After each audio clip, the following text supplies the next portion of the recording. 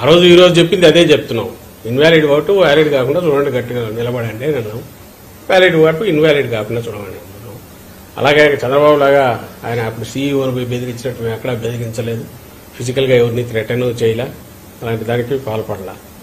తర్వాత మేము కోరుకుంటున్నది, అసలు మాకు అర్థం కానిది ఏంటంటే, ఇక్కడ ఎవరన్నా ఆల్రెడీ పూర్తి అంటే రిజల్ట్ తెలిసింది ఎవరైనా ఉన్నారంటే మాతో పాటు చంద్రబాబు నాయుడు గారు కూడా పూర్తిగా తెలుసనే అర్థమవుతుంది. ఎప్పుడు పోలింగ్ అయిపోయినప్పటి నుంచి ఇప్పటి వరకు 13వ తేదీ జరిగింది. మామూలుగా చంద్రబాబు నాయుడు నేచర్, తన సహజ వైఖరి. ఆ రోజు చెప్పాం, అయిపోగానే బయటకు వచ్చి 2000 చూపించాల్సినోడు చూపించాల, ఎక్కడా మాట్లాడట్లా, ఎక్కడా ఇది లేడు, అసలు ఎక్కడికి పోయినాడో తెలియట్లా. సెటిల్మెంట్కి పోయినాడని ఎందుకు అనుకుంటున్నామంటే ఈ రోజు కూడా చెప్పట్లా. ఆఖరి నిన్న కూడా ఆటగా కనపడింది, తిరుగు ప్రయాణం అని ఆయనది ఒక జెడ్ ప్లస్ సెక్యూరిటీ ఉన్నట్టుంది కదా, ఇంత పెద్ద ఇటనరీ పంపించారు. ఎక్కడి నుంచి వస్తున్నాడు లేదు, మా నాయకుడు ఎక్కడికి పోతున్నాడో ఇచ్చారు, వస్తున్నప్పుడు పలానా చోట నుంచి వస్తున్నాడని ఇచ్చాం.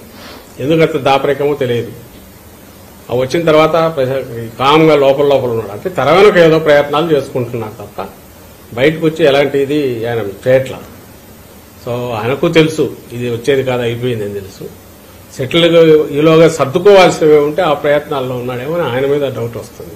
నాకు సంబంధించి క్లియర్గా చెప్తున్నాం కదా, ఈ రోజు మాట్లాడినా ఎప్పుడు మాట్లాడినా మీరు క్రియేట్ చేస్తున్న కన్ఫ్యూజన్, అంటే ఆ కూటమి పేరుతో ఈ శక్తులన్నీ క్రియేట్ చేస్తున్న కన్ఫ్యూజన్ డిస్పెల్ చేసే ప్రయత్నము.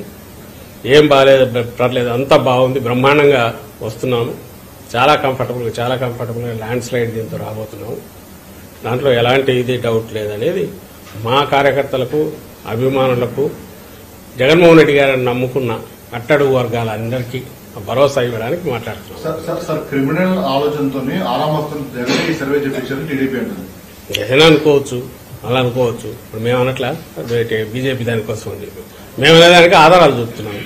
అతని దానికి ఆధారాలు చూపాలా? ఆరామస్థానం అయితే 140 ఇవ్వలేదు మాకు, 140 150 ఇస్తే ఏదో రాయించుకున్నాడు.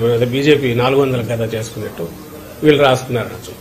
అతను ఇచ్చింది అసలు అది అతను చదివిన పేర్లు, ఈ పలానా వాళ్ళు పోతారు, పలానా వాళ్ళు వస్తారని వాళ్ళకి ఇచ్చిన అలవెన్స్, వాళ్ళ నాయకులందరూ గెలుస్తారని ఇవ్వడం, అవన్నీ కూడా అబద్దం. మా లెక్క ప్రకారం వాళ్ళలో దాదాపు 90% అందరూ ఓడిపోతారు ఎవరైతే అతను మెన్షన్ చేసినారో, లేదా టఫ్ ఫైట్ ఇచ్చేసి మా వాళ్ళకే ఎడ్జ్ ఉన్నట్టు వస్తుంది రిపోర్ట్స్. సో అది ఇచ్చిన ఫిగర్ కూడా అదేమన్నా చాలా హ్యాపీగా ఫీల్ అయ్యే ఫిగర్ కూడా కాదు.